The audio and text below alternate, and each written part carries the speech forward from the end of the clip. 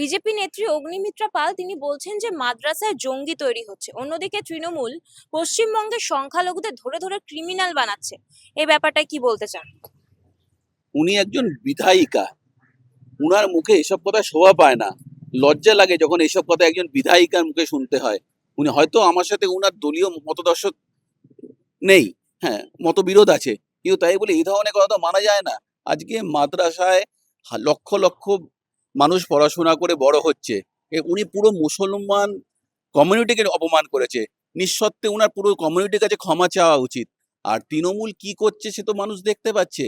আজকে যখন কেন্দ্রীয় বাজেটে মানুষের দিশাহারা ছিল, বাংলার জন্য কিচ্ছু দেয়নি।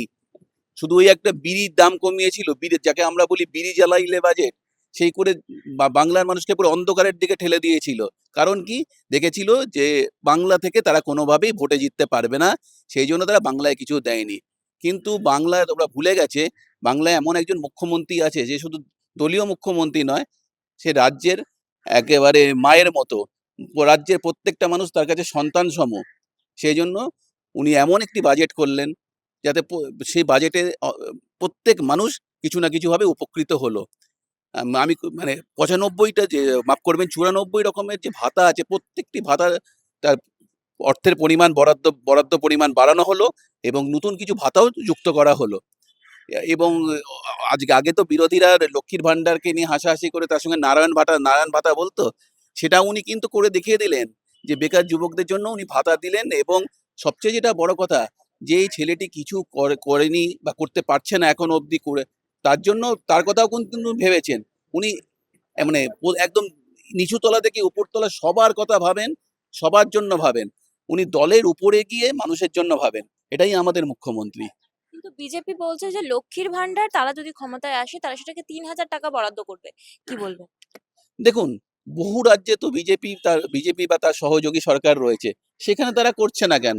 এগুলো বিজেপির একটা সেফ ভাওতাবাজি। সামনে বিধানসভা ভোট, কোনোভাবেই তারা বুঝতে পারছে যে তারা ভোট পাবে না, মানুষের থেকে তারা বিচ্ছিন্ন। সেই জন্য এই ৩,০০০ টাকার একটা গল্প দিচ্ছে। নাহলে যে রাজ্যগুলোতে আছে সেই রাজ্যগুলোর কি অবস্থা তো দেখতে পাচ্ছেন। আজকে দিল্লিতে একটার এক পর একটা মহিলাকে খুঁজে পাওয়া যাচ্ছে না। সেই অঙ্কটা কিন্তু একটা দুটো ১০টা নয়, বিশাল পরিমাণ একটা অঙ্ক। উত্তরপ্রদেশে দেখুন, মানুষ ক্ষিপ্ত হয়ে সরকারের বিরুদ্ধে পথে নেমেছে। মণিপুরের অবস্থা দেখতে, মণিপুর জ্বলছে। মানে বিজেপি সব দিক থেকে দিকভ্রষ্ট হয়ে গেছে। আর তারপরে যে এই আমেরিকার সাথে যে চুক্তি করতে যাচ্ছে, সেই চুক্তিটি যদি ভালো করে দেখেন, পুরোটাই কিন্তু ভারতবর্ষের ক্ষতি। কারণ ব্যবসায়িক চুক্তি সাধারণত দুই দেশেরই লাভবান হয়। এখানে কিন্তু ভারতের লাভবান হওয়ার কোনো জায়গা নেই, পুরোটাই কিন্তু ভারত পাচ্ছে শূন্য। মানে বিজেপি দিশেহারা।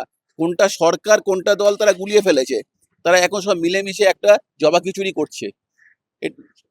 এসআইআর কে উপলক্ষ করে আরো একটি দাবি বিরোধী দলনেতা করছেন। তিনি বলছেন যে মাইক্রো অবজারভারদের যে সই, যে সিগনেচার, তা নাকি নকল করা হচ্ছে। কি বলবেন? মানে ওদের মিথ্যা বলা তো শেষ নেই। এটা আরেকটা চূড়ান্ত মিথ্যা কথা। দেখুন, সবার আগে প্রমাণিত হয়েছে যে ৭ নম্বর ফর্ম কারা জালি করেছে। জীবন্ত লোকের নামে ৭ নম্বর ফর্ম ফিল আপ করে তাকে মৃত দেখানো হয়েছে। মানে বিজেপি যে কি করছে, কি করতে চাইছে, সেটা বাংলার মানুষ পুরো বুঝে গেছে। সেই জন্য ওরা দিশেহারা, দিকভ্রষ্ট। ওদের এখন কিছু করার নেই। এখন ওদের কিছু বলতে হবে, ভোট অবধি মানে দলের সংগঠনটাকে ধরে রাখতে হবে। সেই জন্য ওদের উচ্চ নেতৃত্ব মুখে যা আসে তাই বলে যাচ্ছে। ওরা ক্ষিপ্ত হয়ে গেছে একেবারে। আর এতে এতে কিন্তু ওরা যত এইভাবে ক্ষিপ্ত হবে তত ওরা ভোট ওদের কমবে। এবং আমি বলছি, ওদের ভোট ৩০টা সিট পাবে কিনা ওদের এখন আর সন্দেহ আছে। ওদের যে অবস্থায় চলে গেছে, বাংলার মানুষ যেভাবে ওদের উপর ক্ষিপ্ত, যে অন্যায় বাংলার মানুষের উপর ওরা করে, তার ফল বাংলার মানুষ ব্যালটে দেবে। কারণ বাংলার মানুষ তো বুলেটের নির্বাচন দেখে অভ্যস্ত নয়। হ্যাঁ, দেখতো সিপিএম আমলে আমরা দেখেছি বুলেটের নির্বাচন, হ্যাঁ, কিভাবে মানুষকে ভয় দেখিয়ে বোমাবাজি করে ভোট আটকে ফলস ভোট রিগিং হতো। কিন্তু এই মমতা বন্দ্যোপাধ্যায়ের আমলে এসব হয় না। মানুষ নিজের ভোট নিজে দিতে পারে এবং তার পরিবারের ভোটও দিতে পারে। আপনি যদি ৩টের সময়ও গিয়ে যান বুথে, দেখবেন আপনার ভোট ইনট্যাক্ট পড়ে রয়েছে, আপনি গিয়ে আপনার ভোটটা দিতে পারবেন। এটাই বাংলা। কিছুদিন আগে কেরালায় একটি বাজেট পেশ হয়েছে, সেখানে শিক্ষা পুরো বিনামূল্যে করে দেওয়া হচ্ছে উচ্চ মাধ্যমিক পর্যন্ত। সেই নিয়েই বিরোধীরা এবার পশ্চিমবঙ্গকে কটাক্ষ করছে যে ছোট করা হচ্ছে পশ্চিমবঙ্গের যে বাজেট থাকে। দেখুন, আমাদের এখানে তো শিক্ষা মোটামুটি ফ্রি। স্কুলে কোনো মায়না লাগে না। হ্যাঁ, তারপরে আপনার মিড ডে মিল আছে। প্রচুর স্কুল থেকে বই খাতা দেওয়া হয়, মোটামুটি সব থেকেই দেওয়া হয়। এবং আমার পরিচিত কিছু স্কুল থেকে তো আমি দেখেছি এবার শীতকালে বাচ্চাদেরকে সোয়েটারও দেওয়া হয়েছে, ব্যাগ দেওয়া হয়েছে। আর কি চাই? এর থেকে বেশি তো কিছু দেওয়া সম্ভব নয়। এবং পশ্চিমবঙ্গে একটা মানুষ যা যা সুবিধা পায়, অন্য কোনো রাজ্যে এই সুবিধা পায় না, এটা আমি দাবি করে বলতে পারি। এটাই হচ্ছে মমতা বন্দ্যোপাধ্যায় সরকার, এটাই হচ্ছে মা মাটি মানুষের সরকার।